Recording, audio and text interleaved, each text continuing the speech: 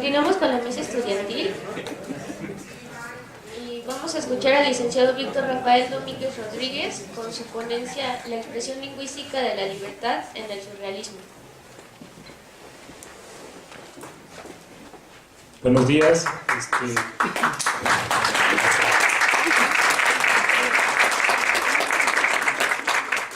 Pues muy contento de estar aquí con ustedes, porque yo al menos cuando empecé a estudiar la licenciatura y todavía ahora en la maestría y quizás en el doctorado, ¿no?, que realmente el compañero, no sé, como que hay una exigencia de nuestros iguales en el sentido de académico, es decir, tenemos que ser subversivos, pero siempre surge la pregunta, ay, ¿y qué es esto? O sea, tengo que ir a hacer desmadre, perdónenme la expresión, pero ya conforme uno va avanzando se da cuenta que no es tanto así, o sea, que hay que reflexionar sobre esto. Yo quiero felicitarlos porque la verdad, yo al menos con los contemporáneos que estoy por allá, que eran con los que estudié licenciaturas, y me dijeron, ¿vas a un coloquio de qué?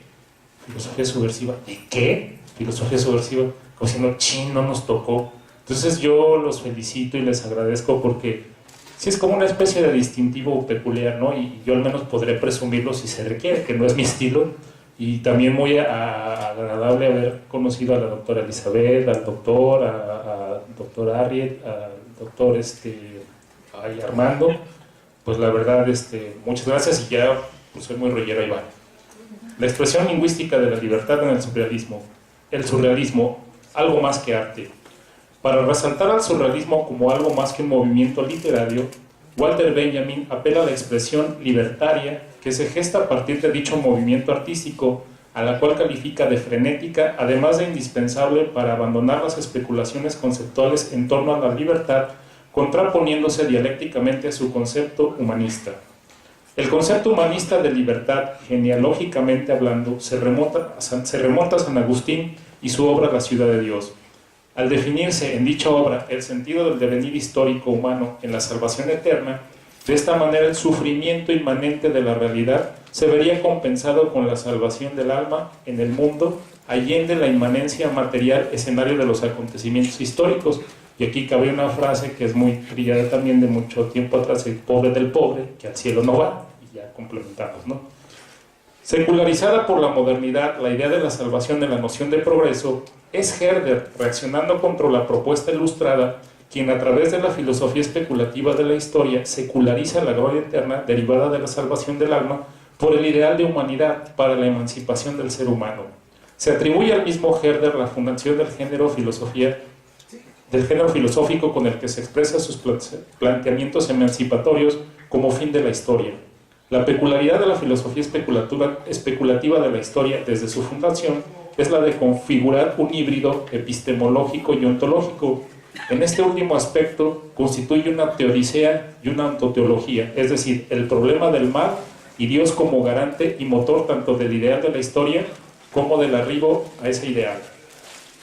El carácter dialéctico propio del surrealismo, en calidad de expresión literaria, consiste en que las imágenes derivadas de la embriaguez encaminada a la iluminación profana provienen de la experiencia y del estigmum, encuentran eco en la realidad inmanente en oposición a las imágenes provenientes de la concepción humanista de libertad, derivadas de los ideales que defienden la finalidad de la historia visualizada en un horizonte inmediato, cuya lejanía es animada por el optimismo y un fondo musical trágico de la melodía de Chico Buarque, Construcción, como si fuera posible.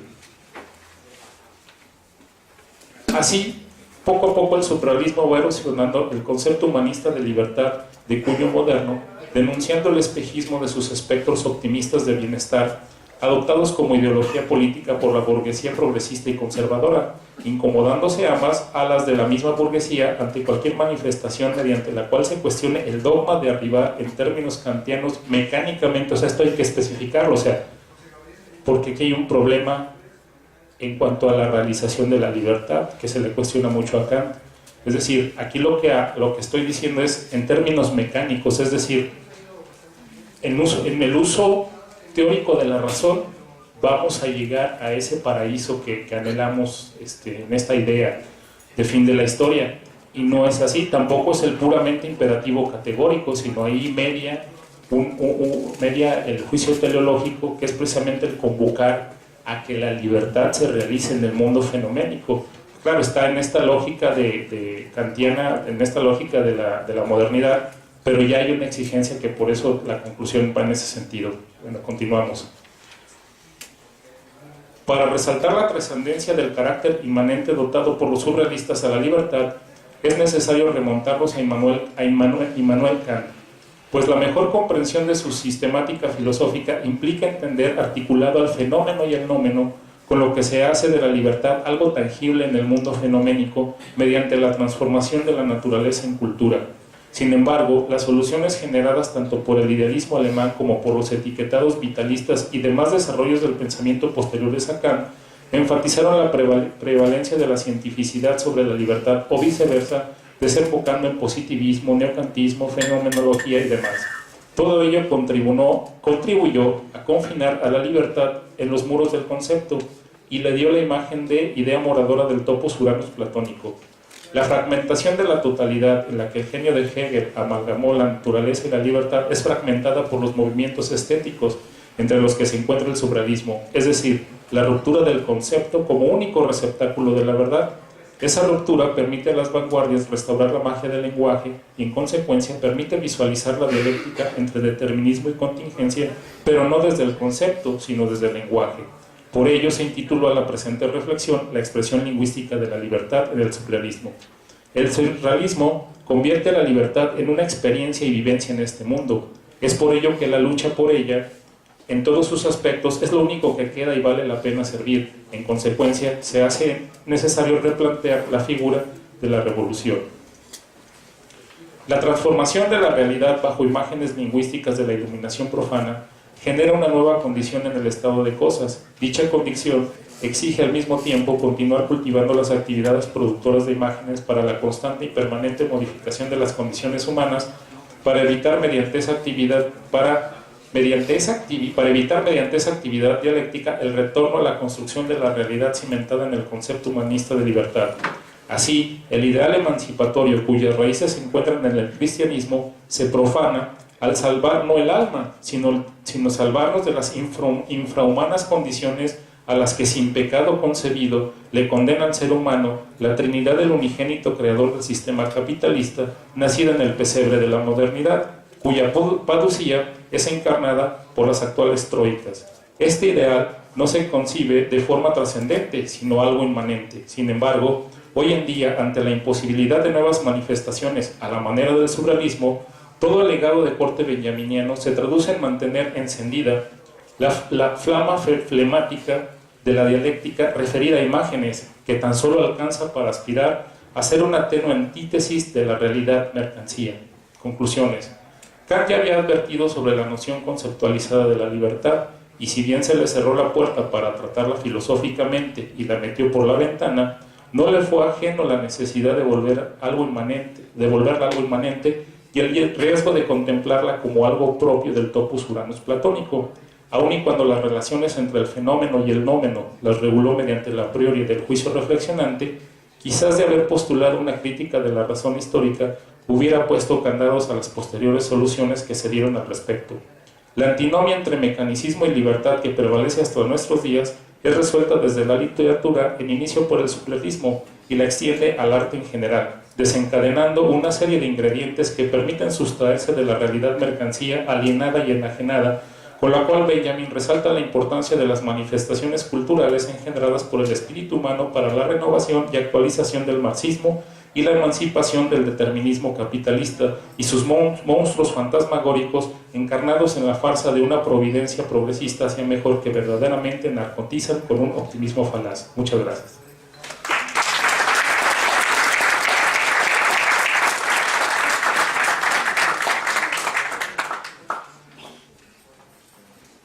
Ahora presentamos al maestro Alan Quesada Figueroa y su ponencia titulada Soundtrack Revolución, la música como medio de liberación y emancipación en América Latina.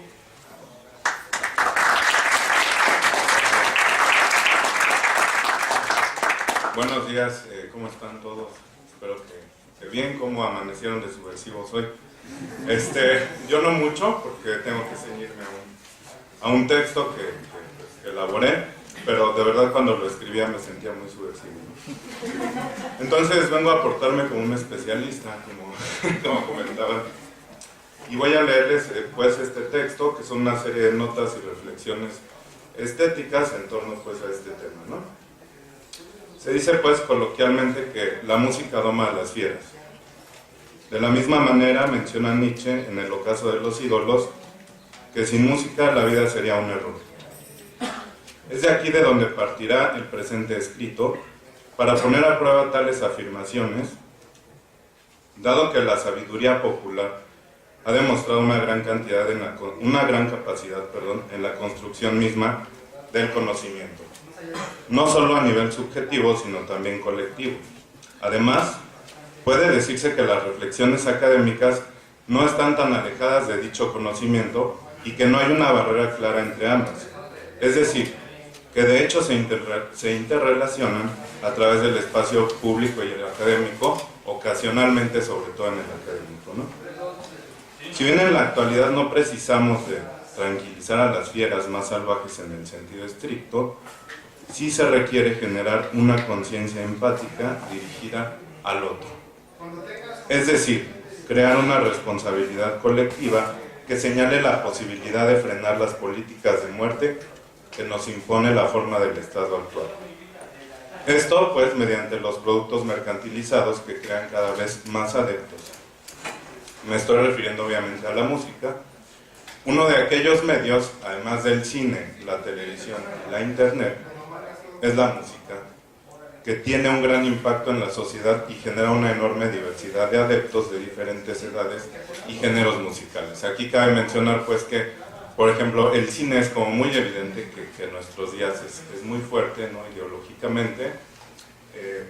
Lo mismo pues la televisión, ¿no? Que es algo muy fuerte, pero la música es un elemento que se va integrando a nuestra cotidianidad sin ser tan evidente como los otros medios, ¿no? O sea, como que viene más, digamos, transparente, quizá no lo notamos tanto, pero esta ideologización musical también se desarrolla, digo, a la par, ¿no? Sin ser tan notorio. Pero bueno, esto lo iremos viendo. Bueno, esto genera, no obstante, el mercado ha logrado apropiarse de los canales de difusión y distribución, de manera que resulta más fácil hallar los discos de Justin Bieber o de cualquiera de las ahora llamadas boy bands que alguna propuesta novedosa fuera de los cánones del mercado. Las novedades musicales son referidas a ritmos y mezclas, pero no a contenidos. Los contenidos de las primeras solo reflejan al ser humano en un aspecto muy superficial de su existencia. Bueno, quiero decir con esto que la música, pues, plástica en el sentido, ¿no?, de artes plásticas, sino como más comercial.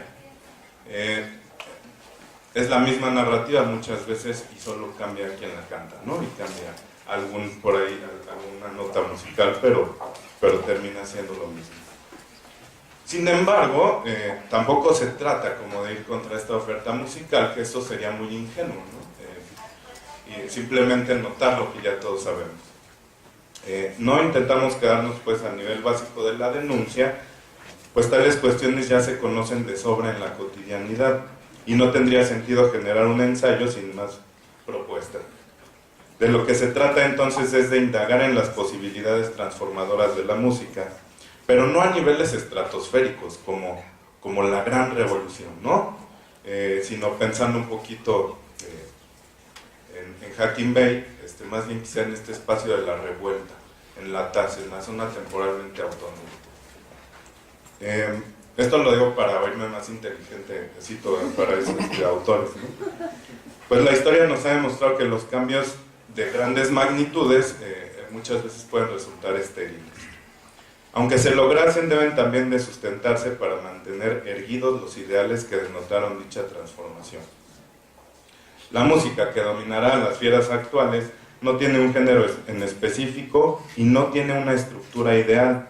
Se trata simplemente de una diversidad de estallidos a lo largo de diferentes latitudes, en las que surgen como movimientos innovadores de autonomía, de resistencia y de lucha, frente a las contradicciones de un Estado depredador que genera condiciones de hambre e inseguridad, sobre todo en nuestros países latinoamericanos, por lo que podremos también pensar en la música como una especie de termómetro que mediría los conflictos y las necesidades variadas de las distintas regiones en las que estallan, me faltó una coma, propuestas que llevan un contenido de responsabilidad social. Es decir, incidentalmente la música, de alguna manera la oferta musical, da cuenta como de una, digamos, como este termómetro para evidenciar la problemática de un país. Y si no me creen, bueno, piensen un poco en la música de banda, ¿no? Acaba de darse un caso en las redes sociales donde detuvieron a un sujeto porque, pues, influenciado por la música del Commander, decía que era narcotraficante, ¿no? Entonces esto es muy chistoso, pero también es digamos, un síntoma de la enfermedad que está viviendo nuestro país. El poeta revolucionario salvadoreño Roque Dalton, a quien por cierto se le han dedicado varias canciones de protesta, confiesa a un amigo haber llegado a la revolución por medio de la poesía, pero menciona también que es posible llegar a la poesía mediante la revolución. Muchas de las canciones de protesta surgen de la poesía o son adaptaciones de poemas, por lo que podríamos pensar a los autores de algunas canciones como poetas populares. La resistencia busca lo común desde lo subjetivo, pero se trata de una subjetividad nueva, desideologizada. Menciona Híjar en su dimensión estética libertaria: la calidad poética y la musicalidad irreductible a la moda exigen información al día y especialización a la historia del campo elegido. Todo lo contrario al instinto que reproduce la ideología dominante sin saberlo. Es así que una lucha ingenua, o bien basada en ideas revolucionarias superficiales y sin conocimiento de causa, sigue siendo parte de aquel sistema que se pretende combatir. Ya decía la doctora, el marihuano, que simplemente está reproduciendo digamos, esta mirada, ¿no? Este canon de lo que sería el filósofo, pues sigue desarrollando una lógica de ignorancia que se perpetúa mediante la música y los medios a su servicio, pues casi todo, sin importar su pretensión originaria, es absorbido por el sistema capitalista. Es por ello que la concientización previa a la acción debe ser hasta cierto punto rígida y congruente con los ideales estructurados a los que se pretenda llegar. Y en este sentido, pues me gustaría también aludir a la conferencia magistral en la que se comentaba, pues, que tiene que haber cierto acuerdo, ¿no? También, de hecho, pienso que uno de los objetivos de la subversión, pues, es llegar a un cierto acuerdo, ¿no? O sea, no es estar en la subversión perpetua. Ya no se puede pensar en nuestros días en una estructuración musical específica para la canción con contenido político o de resistencia. Desde la cumbia, la salsa, la canción popular, hasta el rock y el rap, entre otros tantos géneros musicales, influyen y generan cambios en las comunidades en resistencia y viceversa. Atendiendo a estas, es que los géneros musicales se van también transformando. Ahora no solo la canción clásica de protesta es el único estandarte para los movimientos autónomos, se han generado más opciones en una conjunción musical entre contenido y ritmo. Lo anterior se desarrolla a distintos niveles. Un ejemplo actual es el de la agrupación puertorriqueña Calle 13, quienes, a pesar de su ligera identificación con el género del reggaetón, han incursionado en la denuncia política. Bueno, menciono a este grupo porque ellos mencionan en algún sentido que la idea de identificarse con el reggaetón o de empezar, digamos, con estos ritmos parecidos al reggaetón o totalmente reggaetoneros, si se quiere, fue primero desarrollar adeptos, ¿no? Digamos, como agarrarse de esa parte del sistema, de esa parte de un gusto pues como muy popular, y de ahí entonces empezar a dar este otro panorama a través de los contenidos, ¿no? En la escena, por ejemplo, del hip hop, podríamos citar el caso del poeta, cantante y compositor Boca Floja, quien en sus líricas maneja temas sobre racismo, exclusión, opresión, pobreza, colonialismo e inseguridad, entre otras cosas. Quizá más acertado que seguir explicando parte de la dinámica de este artista, sería pertinente mencionar algunos de sus títulos, ¿no? Por ejemplo, del 2002 tiene un disco que se llama Lengua Insurrecta, el posterior Pienso Luego Existo, y luego el Manual de la Otredad, ¿no? O sea que el señor es filósofo. Por eso es que se ha vuelto necesaria la transformación de la música revolucionaria. Los cantos libertarios han servido para difundir un conocimiento específico, para dejar constancia histórica de una lucha, de un ideal o de una figura revolucionaria. Pero sobre todo debe servir, más que para eso, para difundir la reflexión propia. La situación subjetiva frente a lo colectivo. Se debe buscar emancipar, y por eso la idea fuerte, digamos, de esta presentación es emancipar la conciencia al oído, al espectador. Y estoy pensando en Rancière, en este texto del espectador emancipado, ¿no? en el que no se enseña a ver un discurso, sino a leerlo de diferentes formas, ¿no? No es injertar el espíritu de libertad y de lucha, sino ofrecer las herramientas para desarrollarlo por sí mismo. Por eso la música de este tipo debe buscar estrategias de difusión alternativas para fungir como piedra de toque de las conciencias oprimidas por la música, por la cultura de la música pop. Reproductora de ideas banales y sueños mercantiles inalcanzables, además de estandartes de belleza sumamente cuestionables. Hay una cita muy larga que no voy a leer. Bueno, es por aquellas interacciones sociales y la construcción de lo cultural que se piensa en la música como un arma de concientización masiva. La música popular es, como su nombre lo indica, imprescindible en la vida cotidiana y en diversos sectores. Es ella misma la que tiene potencial para atacar a la conciencia humana a partir del espacio propio. Katia Mandoki introduce el término cementerio social para designar la ideología que va empalmando a la sociedad. Se trata de la ideología de control que bien podríamos presentar mediante la música basificada, que funciona como un aparato de control del Estado. Sus letras incitan al desconocimiento propio y de las sociedades que resaltan la importancia de unos buenos jeans, ¿no? Del Buchanan's, de la ruptura amorosa, ¿no? A los 15 años, que es toda una tragedia. Pero es más feo, ¿no? El rock siempre ha fungido como una estructura contracultural, por ejemplo, o por lo menos ese fue el ideal en su génesis. Como bien menciona el cantante Lemmy de Motorhead, en su documental Vive rápido y muere viejo, el rock que surge en la actualidad ha dejado de lado la inconformidad, como muchos filósofos, y se ha vuelto un producto comercial más. Incluso personajes como Britney Spears dicen haber incursionado en el mundo de este género. Si bien se ha de reconocer la amplitud del rock, no debería perderse la ideología inicial que lo inaugura. Pues en parte, además de los ritmos característicos, esto es lo que debería de diferenciar a los géneros musicales. Lo sensible del ser humano es afectado por la interpelación en las creaciones musicales. Es a partir de las sensaciones que generamos una especie de reflexión acerca de un asunto determinado. El sentido sociocultural del ser humano genera una condición de estaticidad ideológica frente al mundo, pero también lo modifica.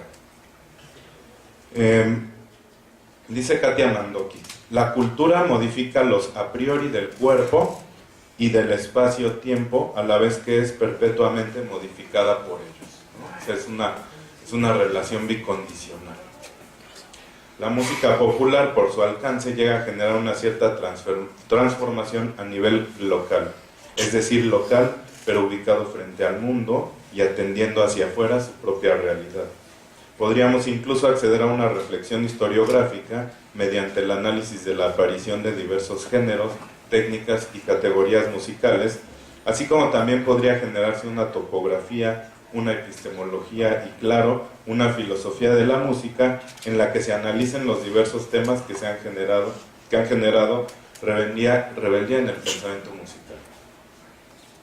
Interesa generar alrededor del género, del fenómeno musical, una estética de motivos que haga una crítica ideológica y así comenzar a percibir con la voluntad estética las expresiones propias de una gran diversidad de tradiciones más allá de la clásica occidental, por ejemplo de esa fantasía llamada música culta, ¿no? O el canon de esta otra payasada que se llama el buen gusto, instituido por ciertas figuras, ¿no? Es clave. La música popular funciona como uno de los significantes más pertinentes en las conciencias. Dice Andrés Bello en un texto que cita Ceruti, las revoluciones políticas piden cada día nuevos signos para expresar nuevas ideas. Por esto, digamos, el signo de revolución no puede ser estático, ¿no? Se dice que la música se lleva por dentro, y es cierto, en todo momento llevamos un ritmo. Sucede lo mismo con la historia, podría medirse por ritmos, por sus conflictos y sus transiciones. Es por tal motivo que se podría decir que la música, mucho antes que el cine, es una de las expresiones más notables de la globalización, conteniendo en sus formas mismas esta hibridación instrumental y rítmica de diversos países que se van integrando. Por ejemplo, el origen del danzón en Cuba y su apropiación en México, o los instrumentos balcánicos y la inclusión de sus ritmos en la música norteña mexicana, de maneras tan extrañas que se podría pensar en una gran masa de ritmos que toman finalmente su caracterización en cierta región. Bueno, porque ya tengo muy poco tiempo, quiero pues solo mencionar algunas notas, que como soy muy subversivo hice un texto más grande de lo que daba para los 20 minutos. No se trata de un discurso folclórico en el nivel, digamos, cristalizado de folclore, de pensar que la música revolucionaria por sí misma es revolucionaria, sino que responde más bien como este parámetro, ¿no? como este síntoma social, como este síntoma cultural, y que finalmente tiene o no la posibilidad de generar una reflexión en el sujeto. Tiene o no la posibilidad de lo que Augusto Boal diría convertirnos en espectadores. O sea, no simplemente espectadores que escuchan, sino actores que llevan a cabo la praxis, ¿no? Entonces, bueno, en ese sentido es que se da, por ejemplo, esto a través de lo que diría Adorno, la sensibilidad, por ejemplo, de la música no nada más tiene que ver con el contenido, o sea, una razón sensible no nada más tendría que ver con el contenido de las letras, por ejemplo, sino también con la forma musical, ¿no? El humor, en este sentido, mediante la metáfora, resulta un recurso reflexivo importante. La alegría también es revolucionaria, y más cuando se construye desde la ironía de la vida real. Dice Ihar, Roque Dalton descara a la ironía como estrategia de combate, aceleración, denuncia y referencia popular. Termina la cita. La ironía destruye dogmas. En ella se contiene la negación de la afirmación imaginaria colectiva. Es decir, que se genera un potencial de salida al camino marcado por el sistema. Ya se terminó el tiempo y estamos muy tristes. Entonces, bien, concluyo con el último párrafo, no sé si eso sea una conclusión, pero esto parte también un poco de la estética cotidiana de Katia Mandotti, ¿no? Es decir, echemos un poco abajo el discurso de la estética que va dirigido necesariamente al arte. O sea, la estética académica se ha vuelto teoría del arte, y eso me parece hablar de una estética de una manera muy pobre y muy lineal, ¿no? Se trata pues de que la música sea un maestro ignorante, como diría Jacques Rancière, de que lo cito, aprender del maestro de la enseñanza universal, esto que él ignora, servirse, en fin, de todos los medios para convencer al ignorante de su poder. Y bueno, pues ahí lo dejo. Gracias.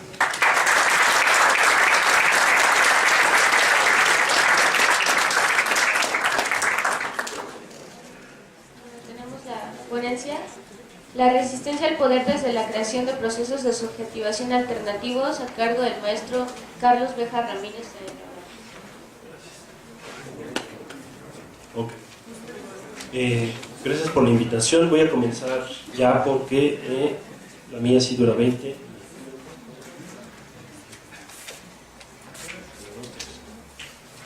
Enfrentamos hoy en México una situación crítica con respecto a la política. La dicotomía de la cual Octavio Paz otrora echara mano para describir la vida nacional, aquella que dividía a México en dos categorías, los chingones y los agachados, parece por fin estarse disolviendo. Los chingones han pasado ya el umbral del descrédito. Los agachados, por nuestra parte, estamos finalmente alzando la cabeza. En una situación como la de hoy, hace mucha falta crear focos de resistencia ciudadana de cara a un poder corrupto y cínico. Ciudadanía es lo que hace falta. Para ello es esencial tomar conciencia del poder desde perspectivas alternativas a las que nos ofrece la tradición, que abran para nosotros zócalos de libertad desde los cuales podamos resistir a este abuso de poder que como sociedad queremos sacudirnos de una vez por todas. En este sentido, la concepción de Michel Foucault sobre el poder, sus análisis sobre las sociedades disciplinarias y sus últimos cursos sobre el cuidado de sí y las prácticas de libertad nos ofrecen una enorme oportunidad para tan noble y urgente tarea. Yo querría hablar un poco de ciudadanía y un poco sobre el tema del poder. Querría hablar del poder que la ciudadanía puede ejercer en una sociedad nacientemente democrática como la nuestra. Y querría hacerlo partiendo de este filósofo, pensando con él. Ya lo nombré, se trata de Michel Foucault. Un filósofo que, si bien es europeo, y aquí Enrique Dussel estaría muy atento a aplicar su famoso sospechómetro, es decir, si bien la situación o el contexto desde donde pensó este filósofo francés puede ser muy distinto al de nuestra realidad mexicana, debería ser para nosotros un filósofo invaluable, pues ha analizado los fenómenos del poder de una manera no solo original, sino, creo yo, fructífera y provechosa, sobre todo para países como México, en los que la dominación abusiva por parte de los poderes establecidos se ha vuelto ya intolerable. Así pues, hoy querría hablar con conceptos y temas Foucaultianos, pero teniendo siempre en mente a México, al México que hoy vivimos todos. Planteo los objetivos de la ponencia a manera de esquema. Mi objetivo principal es presentar el concepto de resistencia que se desprende de las teorías Foucaultianas. Como se verá a continuación, la resistencia en Foucault está sobre todo pensada como autorresistencia y como autosuperación desde el concepto clave de epimeleia geauto, traducido como inquietud de sí o cuidado de sí, en el marco de lo que cabe llamar prácticas de libertad. Para llegar a ello, tendré que comenzar con una exposición breve pero suficiente de la concepción Foucaultiana sobre el poder y su análisis de las sociedades disciplinarias, temas centrales de vigilar y castigar. Empecemos pues por el tema del poder. Primera cuestión. Los postulados del poder a los que se opone Foucault, y esto de postulados lo dice Gilles Deleuze en su librito Foucault, que nos vamos a tener aquí muy cerca este análisis de Deleuze, empiezan así: el postulado de la propiedad. Foucault habla de la metáfora de la propiedad. Este postulado concibe al poder básicamente como la propiedad de una clase o élite que lo habría conquistado. Se habla, por supuesto, aquí de propiedad en su sentido más inmediato, como cuando se dice tener una casa en propiedad, un terreno, un automóvil, etc. Ahora bien, Foucault sostiene que es indispensable que el poder, y aquí cito, no se conciba como una propiedad, sino como una estrategia, que sus efectos de dominación no sean atribuidos a una apropiación, sino a disposiciones, a maniobras, tácticas, técnicas, a funcionamientos. Que se descifre en él una red de relaciones siempre tensas, siempre en actividad, más que un privilegio que se podría detentar. Que se le dé como modelo la batalla perpetua, más que el contrato que opera un traspaso o la conquista que se apodera de un territorio. Hay que admitir, dice Foucault, en suma, y aquí viene su célebre eslogan, que este poder se ejerce más que se posee, que no es el privilegio adquirido o conservado de la clase dominante, sino el efecto de conjunto de sus posiciones estratégicas, que aquí cierro la cita. Así pues, es el poder cuestión de estrategias, de maniobras, de técnicas, no de apropiación. Quisiera pedirles que pongan especial atención en este concepto de técnicas, pues más adelante hablaremos de las técnicas de sí, a cuyo estudio se consagró Foucault en sus últimos años como académico del Collège de France. Bien, segundo postulado, postulado de la localización. El poder, comenta Deleuze, sería el poder de Estado, estaría localizado ahí en el aparato de Estado. Pero ya veíamos en la larga cita precedente que el poder es, más que una propiedad localizada, un efecto de conjunto o una resultante de una multiplicidad de estrategias o maniobras. Esto lo explica bien otro postulado que me interesa mencionar, el postulado de la esencia o del atributo. Según este postulado, el poder tendría una esencia y sería un atributo que cualificaría a aquellos que lo poseen, es decir, los poderosos, para distinguirlos de aquellos que no lo poseen, o sea, todos nosotros. En efecto, y para resumir los tres atributos vistos hasta ahora, el poder sería algo poseído que se localizaría precisamente en su poseedor y que le daría a este el atributo de ser poderoso. Nada menos cierto, afirma Foucault, pues el poder carece de esencia por ser operatorio, y tampoco es atributo, puesto que está siempre inmerso en una relación. Por ello el filósofo francés no gusta hablar de poder, sino de relaciones de poder, cosa enteramente diferente. ¿Y qué es lo que está en relación? Vamos a ayudarnos aquí otra vez de Deleuze, pues creo que su interpretación añade mucho, en el buen sentido de la palabra, a lo dicho por Foucault. A la pregunta ¿qué es el poder?, Foucault da una respuesta muy simple. El poder es una relación de fuerzas, o más bien, toda relación de fuerzas es ya una relación de poder. Esto significa que la fuerza nunca está en singular, sino que su característica fundamental es estar en relación con otras fuerzas, de suerte que la fuerza es ya relación. Así pues, el ser de la fuerza es plural, el ser de la fuerza es relación. Podemos definir un poco más el concepto. A la fuerza la define Foucault como una acción sobre la acción, un conjunto de acciones sobre acciones posibles.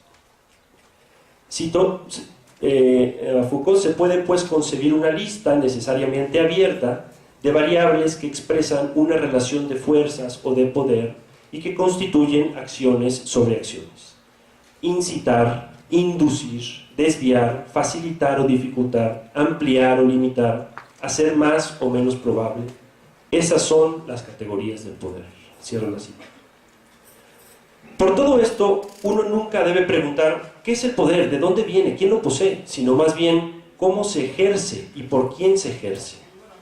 Por último, un ejercicio de poder aparece como un afecto, pues lo que realiza la fuerza principalmente es afectar a otras fuerzas o en su defecto ser afectado por otras fuerzas. Afectar, ser afectado. En eso consisten las relaciones de poder y la lista de variables o categorías de poder que mencionábamos líneas arriba no son sino fuerzas o afectos que operan en dos polos distintos. Incitar, producir, suscitar constituyen afectos activos. Ser incitado, ser suscitado, ser obligado a producir o a tener un efecto útil constituyen afectos reactivos. Todo esto, como verán, es muy nietzscheano y Foucault no sería el último en admitirlo. Nietzsche causó ciertamente un profundísimo efecto sobre nuestro pensador, pero eso es otra cuestión. Ahora bien, adviértase que cuando hablamos de afectos reactivos, cuando hablamos de cosas como ser incitado, ser obligado a producir o a tener un efecto útil, estamos ya en el terreno de las sociedades disciplinarias, otro de los temas de gran importancia en el pensamiento Foucaultiano. Con respecto a ellas, podríamos hablar también de fuerzas del tipo distribuir, serializar, componer y sobre todo normalizar, pues son las fuerzas que efectivamente y en mayor medida operan en nuestras sociedades. Hablemos pues un poco sobre las sociedades disciplinarias o sociedades de control. Para empezar hay que hablar del cuerpo, pues las sociedades disciplinarias tienen que ver directamente con el cuerpo, con nuestro cuerpo. Para Foucault, el cuerpo dista mucho de ser únicamente el asiento de necesidades y apetitos, el lugar de ciertos procesos fisiológicos y metabólicos, o el blanco de ataques microbianos y virales. El cuerpo del que nos habla el filósofo francés es principalmente un cuerpo inmerso en un campo político, un cuerpo atravesado de cabo a rabo por relaciones de poder, que afirma, cito, lo convierten en una presa inmediata. Lo cercan, lo marcan, lo doman, lo someten a suplicio, lo fuerzan a trabajos, lo obligan a ceremonias, exigen de él signos. Cierro la cita. No se debe pensar que Foucault habla aquí solamente del cuerpo del preso, del condenado, pues el libro que estamos citando ahora, que es Vigilar y Castigar, ciertamente pone un énfasis marcado en los mecanismos de control y vigilancia penitenciarios. El cuerpo, repito, cercado, domado, sometido, obligado a ceremonias, es también el de nosotros, seres humanos normales, honrados y trabajadores. Y subrayo aquí normales precisamente porque el cuerpo es, en cierta forma, normado o normalizado por las relaciones de poder que lo atraviesan y que exigen de él su utilización económica. Este cuerpo nuestro, pues, cuerpo finalmente enérgico, musculoso, nervudo, van 10, ¿no? Voy a ser transgresor con el tiempo. Es en sí mismo el asiento, la fuente de múltiples o variadas formas de fuerza y de destreza, pero el cuerpo solo se convierte en fuerza útil, a forma Foucault, cuando es a la vez cuerpo productivo y cuerpo sometido.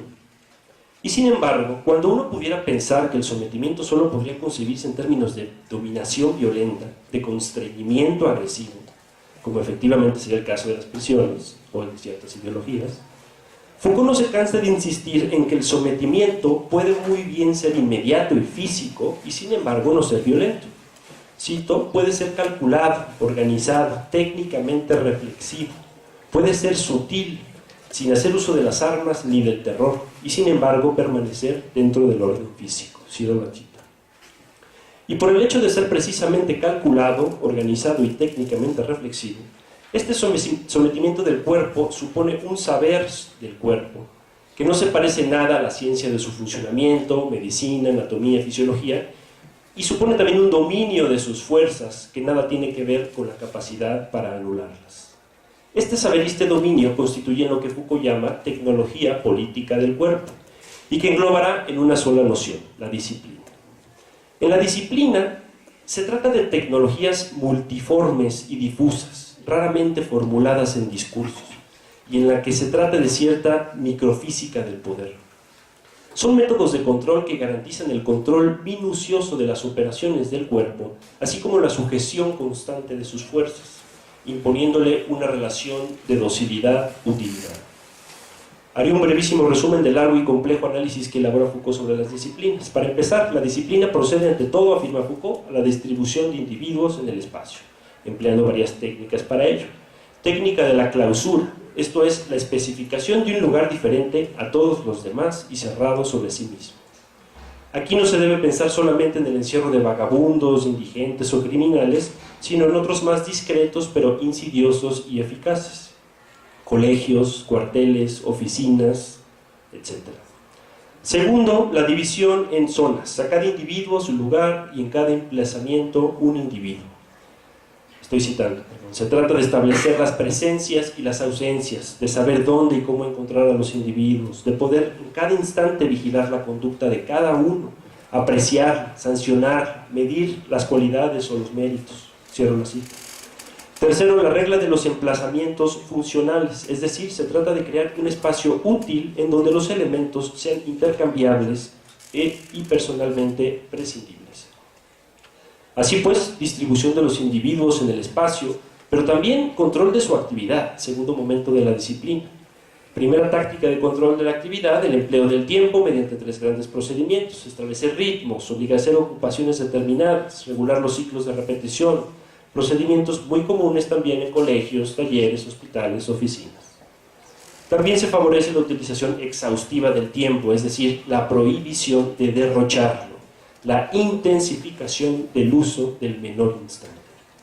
A ello debemos agregar el principio de vigilancia jerárquica, la sanción que normaliza, el examen, en fin, toda una serie de técnicas de sujeción y de control, aparentemente ínfimas pero insidiosas y tremendamente efectivas, que Foucault ve como todo un arte de castigar propio del poder disciplinario. Esto es propio de nuestras sociedades contemporáneas, que ya no tiende a la expiación ni tampoco a la represión como antes solía ser.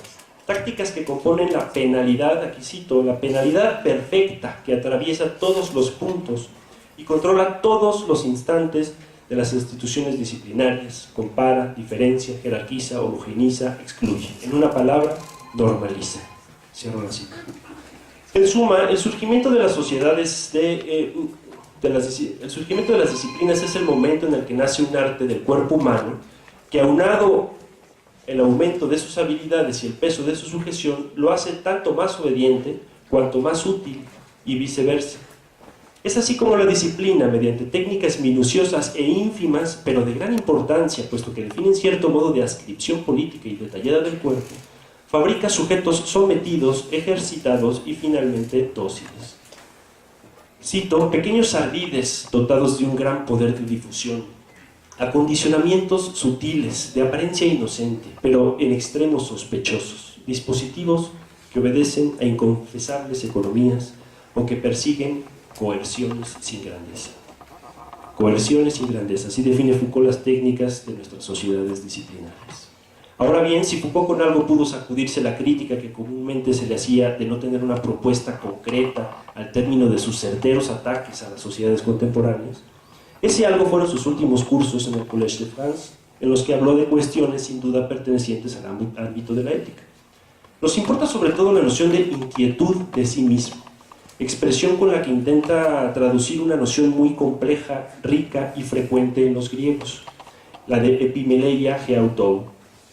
Sin embargo, para que podamos abundar en este concepto como sería deseable hacerlo, digamos solamente que epimeleia geautou es la inquietud de sí mismo, el hecho de ocuparse de sí mismo, de preocuparse por sí mismo.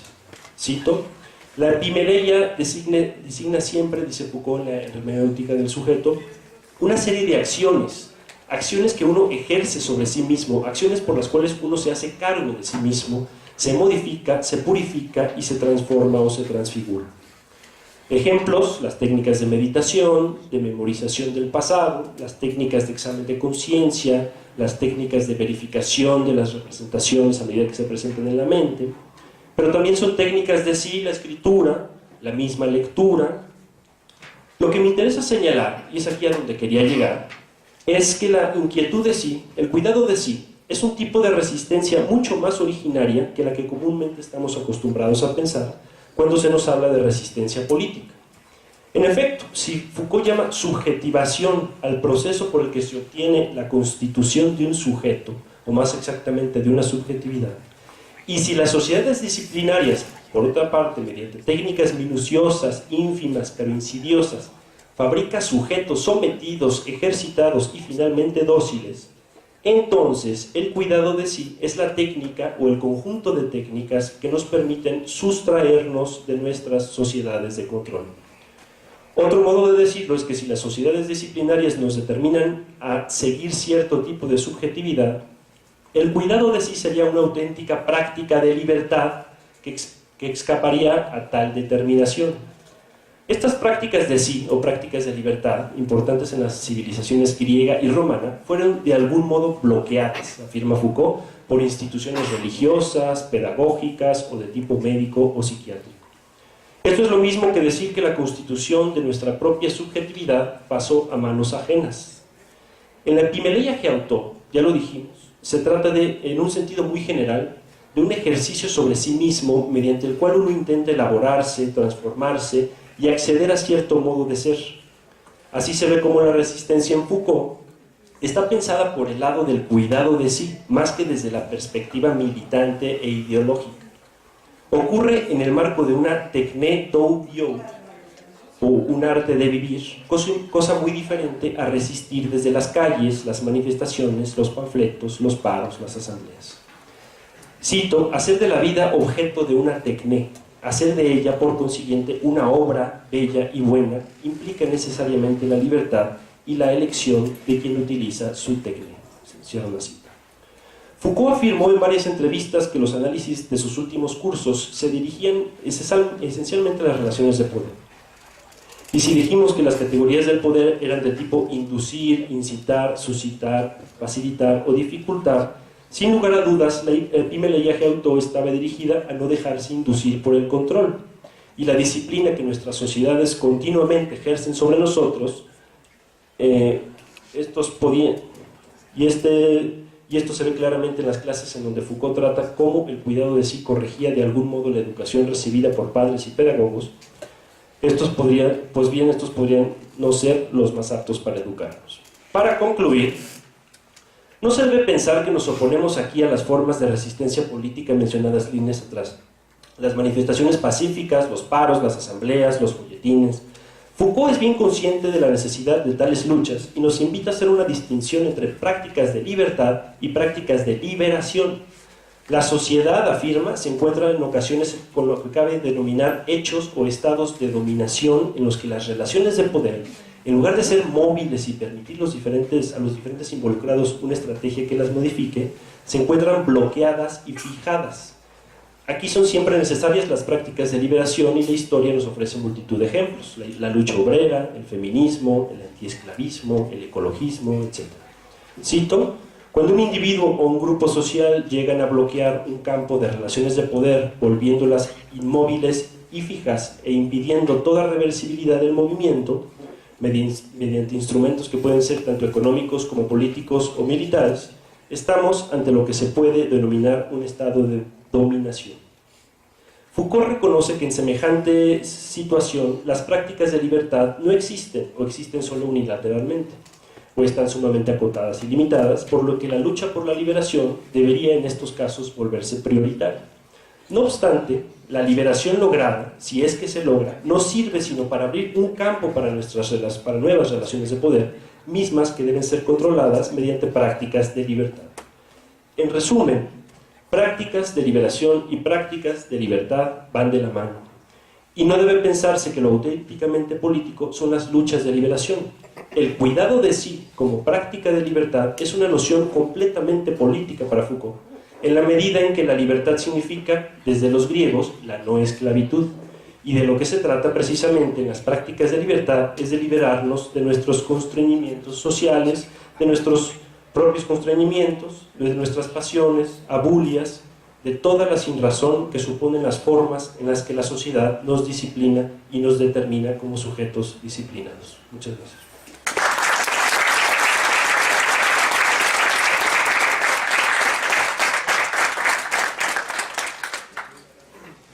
Tenemos al licenciado Héctor Fabián García y su ponencia, una revisión filosófica a la lectura straussiana en Al-Farabi.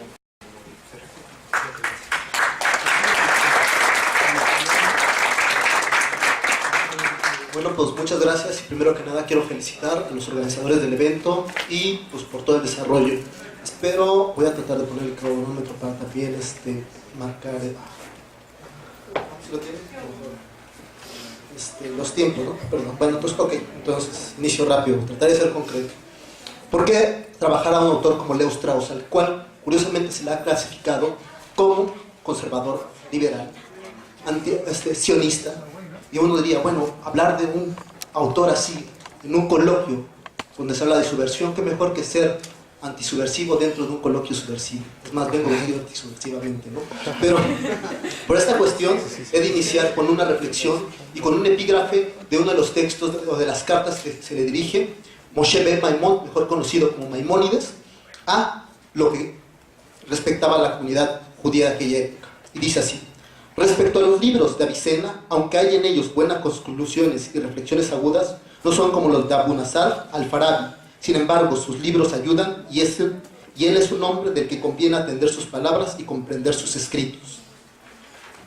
Inicio. El Al-Farabi de Leo Strauss.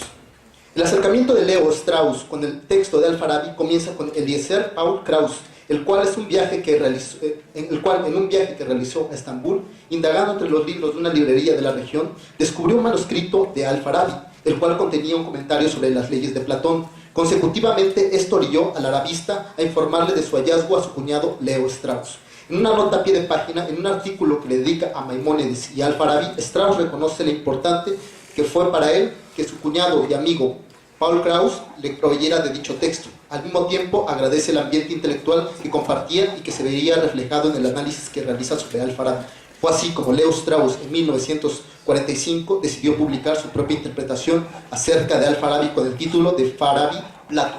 Este texto va a generar mucho choque con los arabistas y con los medievalistas actualmente. Ahora bien, teniendo como referencia esta anécdota, hay que señalar que para Leo Strauss, el Platón de Al-Farabi se revela a sí mismo como una clave que por excelencia nos acerca a los falasafá, o sea, a la filosofía. Misma por eso como primer punto, habría que resaltar antes que nada la pregunta por ende que nos traslada al terreno de lo straussiano. ¿Cómo leyó o interpretó las leyes de Platón el filósofo Leo Strauss? La respuesta a tal cuestionamiento tal vez se vea una solución en el siguiente fragmento. En todo caso, la historia muestra, entre otras cosas, que se puede decir con toda seguridad la verdad más peligrosa siempre que se diga en el contexto apropiado, pues la mayoría interpreta las palabras completamente inesperadas en función de la significación acostumbrada y esperada del contexto, más que interpretar el contexto en función del carácter peligroso de las palabras. Esto es una incitación ¿a qué? A la escritura política, porque para Strauss el político es peligroso. ¿Y por qué es peligroso? Porque incita a la reflexión. El político genera conflicto, es una reflexión. Entonces, sigo. Sin embargo, no hay que olvidar que para Leo Strauss un punto importante es que hay que tener en cuenta que tenemos frente a nosotros a un autor medieval, al cual hay que tratar con mucho cuidado al momento de estudiar su texto, sobre todo si se trata de filosofía medieval, ya que es preciso tener en claro que la manera más adecuada de hacerlo es por medio de un escrutinio muy cauteloso, exacto e inteligente, y sobre todo tener en cuenta que hay que tener lo más precavidos hay que ser lo más precavidos en los detalles que se presentan en el texto, para así poder realizar una lectura lo más exactamente posible. Para Strauss, Al-Farabi pasa a ser el primer filósofo del mundo musulmán y del Islam que buscó integrar de manera más clara la enseñanza de las más virtuosas tradiciones del mundo árabe, traspapelándola al pensamiento político de la cultura pagana, que tenía como antecedentes el ámbito cultural del cual estaba nutrido el mundo islámico, que tenía como eje conductor los libros de los falásifas, filósofos griegos. Sin embargo, el complemento de la filosofía que se requiere a su entender para el logro de la felicidad no es la religión o la revelación, sino la política. Si bien se trata de la política platónica, Al-Farabi sustituye la religión por la política. Así es como lee Strauss Al-Farabi, sobre todo el texto que está dedicado a las leyes de Platón. Cuando Strauss utiliza el término ley, el autor está pensando en que los judíos y los musulmanes entienden por revelación. Para ellos, la revelación es el primer lugar donde emerge la ley acerca del origen divino, el cual se expresa en una conducta pública, mientras que para la tradición cristiana, este es un conjunto de dogmas sobre la interpretación completa que da lugar al fenómeno personal que posee en sí mismo la fe. Como consecuencia, la extrema consideración de un texto exotérico que tiene que ser revelado y autorizado se reconoce fácilmente, debido al modelo que sigue el hilo conductor, que en el fondo es el libro sobre libros. Es así como se nos presenta el libro revelado. Vale la pena señalar que dentro del texto, aquellas cosas que parecen ser contradicciones son realmente revelaciones de una verdad escondida que despierta y que ve la luz por medio de la admiración y la hábil preparación que posee el lector con una aguda inteligencia al descifrar el mensaje oculto del texto. ¿Qué quiere decir esto? Lo que está proponiendo Strauss es de que el filósofo, aquellos que son filósofos, tienen que saber leer entre líneas, porque el filósofo no se dirige a todo público.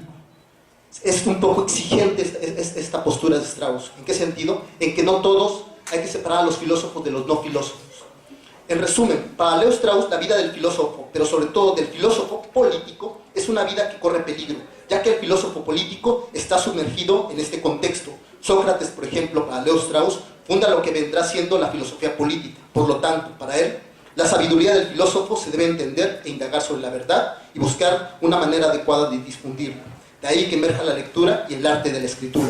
En último lugar, una idea filosóficamente fuerte legada de la tradición antigua griega radica en que la filosofía es la vida entregada sin más a la indagación de la verdad, por lo que la filosofía es por consiguiente persecución intransigente a la verdad, al mismo tiempo que rechaza las opiniones, si se toma en consideración que estas no son en definitiva sino generalizaciones apresuradas y que el único método por el que se puede llegar a dicha verdad radica en el medio natural del filósofo, que es la política.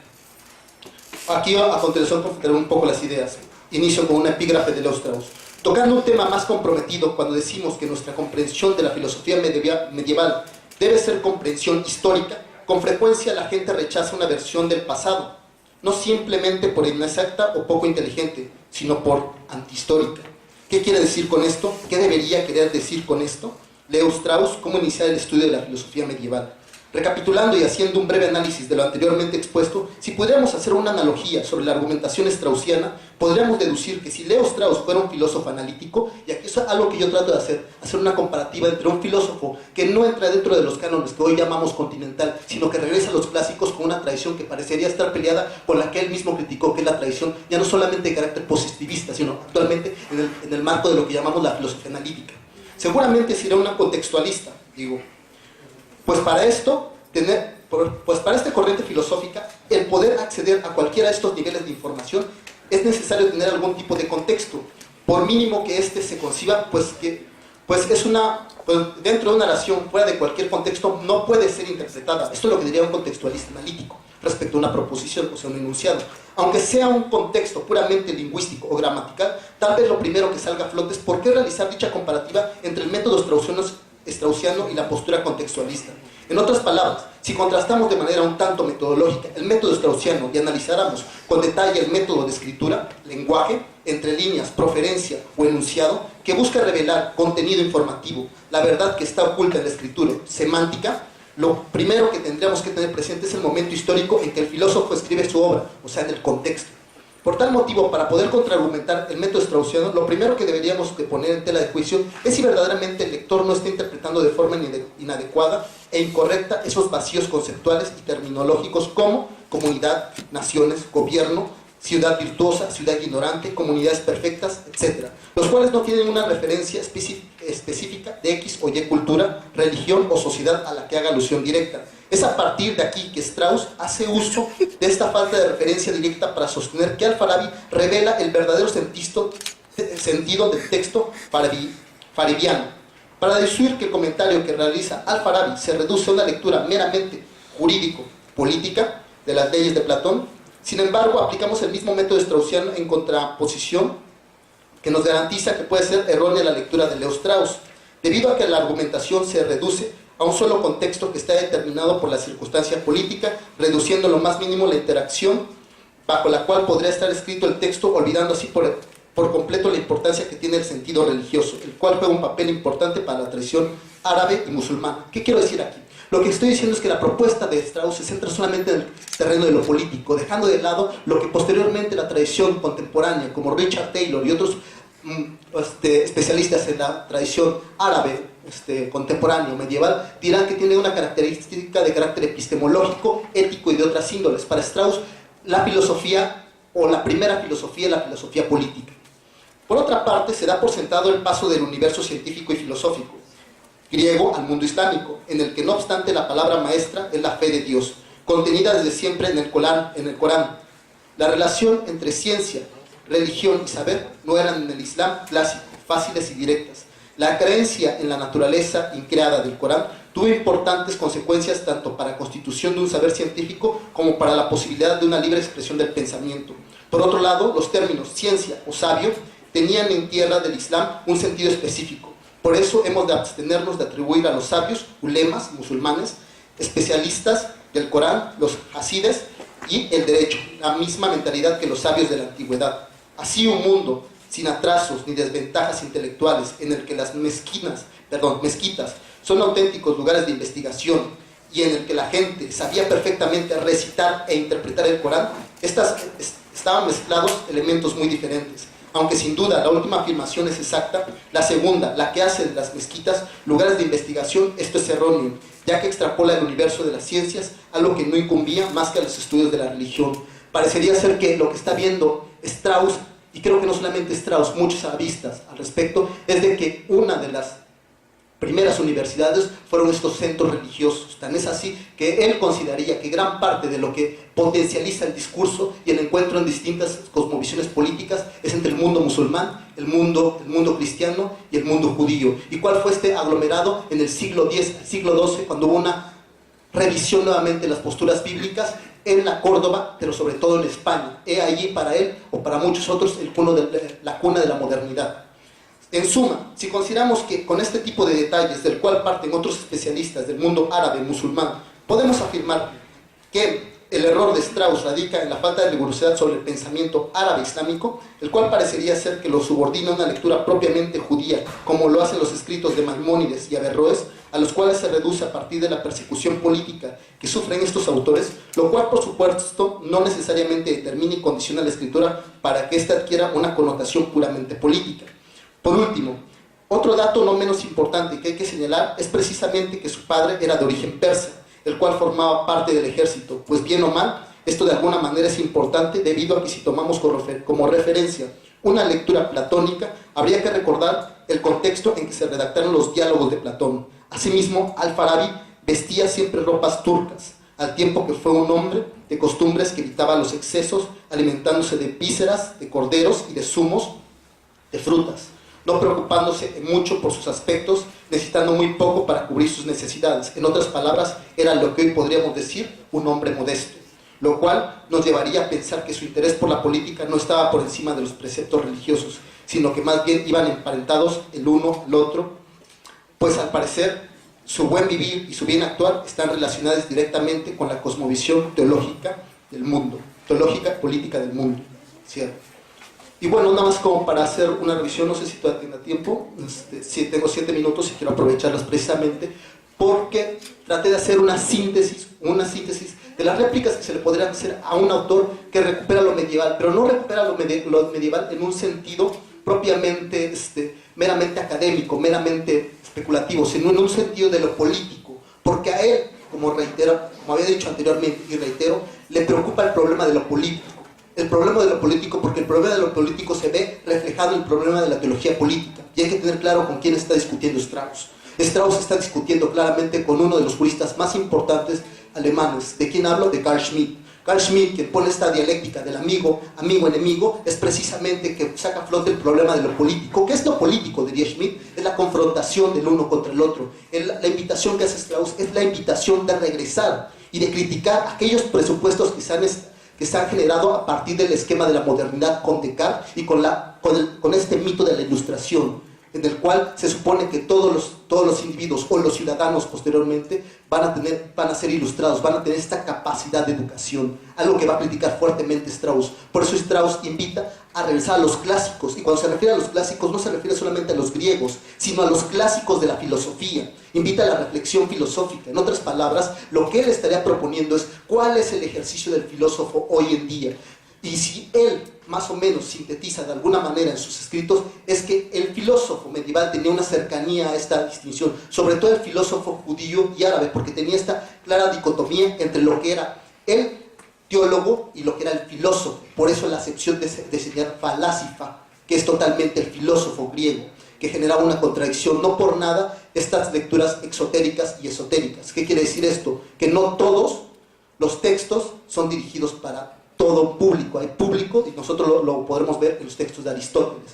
Pero un poco para ir cerrando este esquema, ¿por qué? Reitero y citando otra vez la pregunta, bueno, como inicié al principio, sobre ¿por qué trabajar a un filósofo que aparentemente se nos presentaría como un conservador, un liberal, un sionista, pero que al mismo tiempo sus mismos alumnos dicen fue un libertario, ni siquiera fue ateo, ni siquiera fue sionista? ¿Por qué genera una contradicción entre los propios alumnos que hoy están emergiendo?